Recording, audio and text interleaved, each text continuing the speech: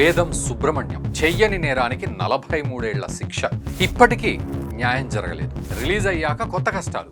అమెరికాలో ఘటన. వేదం సుబ్రహ్మణ్యం 43 ఏళ్ల జైలు జీవితం తర్వాత విడుదలయ్యారు. కానీ దేశ బహిష్కరణ ముప్పు కారణంతో ఐసీఈ అరెస్ట్ చేసింది. దీనికి సంబంధించిన పూర్తి వివరాలేంటో ఈ వీడియోలో తెలుసుకుందాం.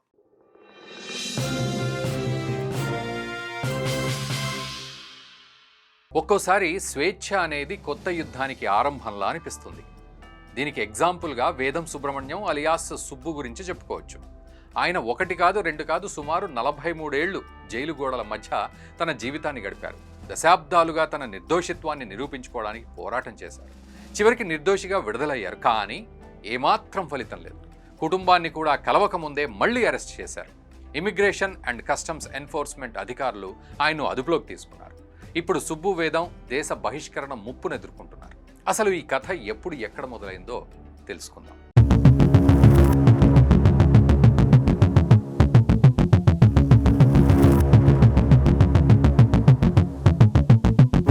అది 1980. పెన్సిల్వేనియాలోని సెంటర్ కౌంటీలో 19 ఏళ్ల కాలేజ్ స్టూడెంట్ టామ్ కిన్సర్ శవమై కనిపించాడు. అయితే కిన్సర్ కనిపించకుండా పోయిన 9 నెలల తర్వాత శవంగా కనిపించాడు. కిన్సర్ కనిపించకుండా పోయిన రోజు వేదం అతన్ని లిఫ్ట్ అడిగారని తెలుస్తోంది. ఆ తర్వాత కిన్సర్ ఎప్పుడు పార్కింగ్ చేసే ప్లేస్లో ఆ వెహికల్ కనిపించలేదు. ఆ రోజు కనిపించకుండా పోయిన కిన్సర్ విగత జీవిగా మారాడు. ఇక ఈ హత్య కేసుపై ఇన్వెస్టిగేషన్ మొదలుపెట్టిన అధికారులు మృతుడికి వేదం సుబ్బు ఒకప్పటి క్లాస్మేట్ అని గుర్తించారు. ఆ సమయంలోనే కిన్సర్ను .25 క్యాలిబర్ పిస్టల్తో కాల్చి చంపాడన్న ఆరోపణలు ఎదుర్కొన్నారు. సాధారణంగా ఏ కేసులో అయినా నిందితుడిని ఆధారాలు లేదా సాక్షులు ఇచ్చిన స్టేట్మెంట్ ఆధారంగా శిక్షిస్తారు. కిన్సర్ను చంపిన ఆ పిస్టల్ను పోలీసులు ఇప్పటికీ రికవరీ చేయలేకపోయారు. కానీ సుబ్బు వేదం మాత్రం 2 సార్లు దోషిగా తేలారు. మొదట 1983 సంవత్సరంలో, ఆ తర్వాత 88లో కేసు పునర్విచారణలో కూడా దోషిగా పరిగణించబడ్డారు. దీంతో అతనికి పేరోల్ కూడా లేకుండా జీవిత ఖైదు విధించబడింది. అంతేకాదు 84లో మాదక ద్రవ్యాల కేసులో కూడా వేదానికి 2.5 ఏళ్ల నుండి 5 ఏళ్ల వరకు శిక్ష పడింది.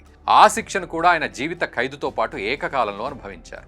సుబ్బు వేదం జైల్లో ఉన్న సమయంలో ఏమాత్రం ఆశను వదులుకోలేదు. తన నిర్దోషిత్వాన్ని నిరూపించుకోవడానికి ప్రయత్నాలు చేస్తూనే ఉన్నారు. పదే కోర్టులో అప్పీల్ చేస్తూనే ఉన్నారు. అంతేకాదు ఆయన ఉన్న జైల్లోని ఖైదీలకు అక్షరాస్యత కార్యక్రమాలు, డిప్లొమాలు సాధించడంలో సాయం చేశారు. అంతేకాదు ఆయన కూడా స్వయంగా 3 డిగ్రీలు మ్యాగ్నా కమ్ లాడే గౌరవంతో పూర్తి చేశారు. దీంతో వేదం 150 ఏళ్ల జైలు చరిత్రలో మొట్టమొదటి గ్రాడ్యుయేట్ ఖైదీగా రికార్డు సృష్టించారు. చివరికి 2022లో సుబ్బు వేదం కేసులో కీలక పురోగతి కనిపించింది.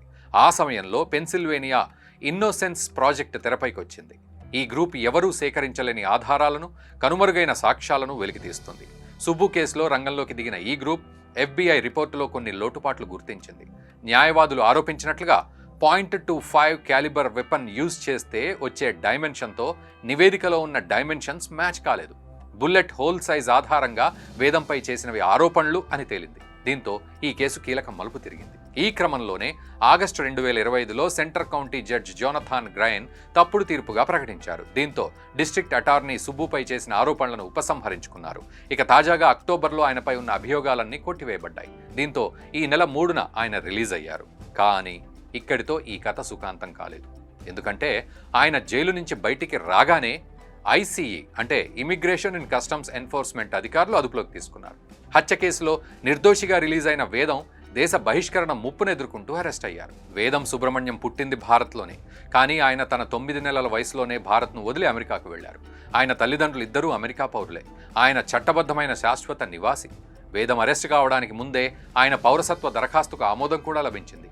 ఇక ఆయన కుటుంబ సభ్యులు, బంధువులంతా అమెరికా, కెనడాలో ఉన్నారు. అలాంటిది ఆయన్ను ఇప్పటికిప్పుడు అమెరికా నుంచి బహిష్కరించి సంబంధాలు లేని భారత్కు పంపడం న్యాయం కాదని వేదం బంధువులు చెబుతున్నారు.